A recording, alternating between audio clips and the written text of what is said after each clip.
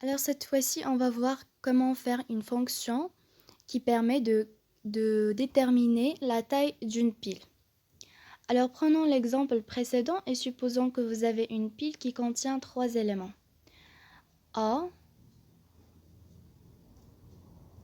ça c'est A. A, L, I.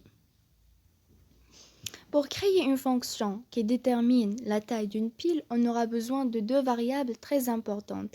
La première variable, c'est une variable de type int. En fait, il s'agit d'une variable qui joue le rôle d'un compteur. Prenons C comme variable entière qui joue le rôle du compteur, qui calcule le nombre des éléments de la pile. Et une autre variable, c'est une variable de type elements. En effet, il s'agit d'un pointeur temporaire qui s'incrémente au cours du calcul du nombre des éléments. Alors, au début, on initialise le compteur à 0 et on initialise le pointeur temporaire, on l'initialise par le sommet de la pile. Ça veut dire P.début ou bien sommet, selon le nom que vous donnez à vos variables. Bon, lorsque C égale à 0, temp commence à partir du sommet. D'accord. Est-ce que cet élément-là est nul? Donc, l'élément A n'est pas nul. Qu'est-ce qu'on va faire? On va incrémenter le C. Et lorsqu'on incrémente le C, on aura C égale à 1.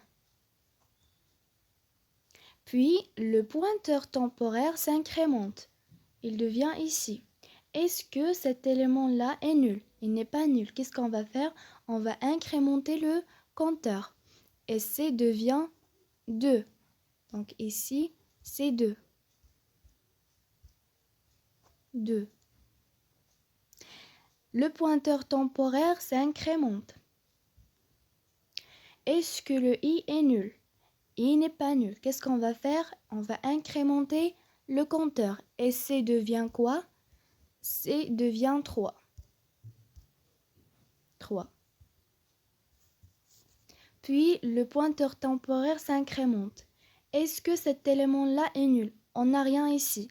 C'est nul. Donc, on ne va pas incrémenter. Le résultat, c'est C égale à 3. Donc, on a 3 éléments dans notre pile. Puisque cette fonction nous donne la taille d'une pile, donc il va nous retourner une valeur entière. Donc, son type, ça sera int, de type entier. Alors, c'est pas void, mais c'est int taille pile. Son paramètre, bien sûr, c'est la pile. On lui donne la pile, il nous donne sa taille. Int i, ça c'est le compteur initialisé à 0. Puis le pointeur temporaire de type elements, je vais l'appeler temp. Donc elements, temp initialisé à p.début, c'est le sommet de la pile. Ensuite, while temp différent de nul. Tant que le pointeur temporaire est différent de nul, qu'est-ce qu'on fait? On incrémente le compteur, donc i++, et on incrémente bien évidemment le pointeur temporaire. Donc temp reçoit temp flèche suivant.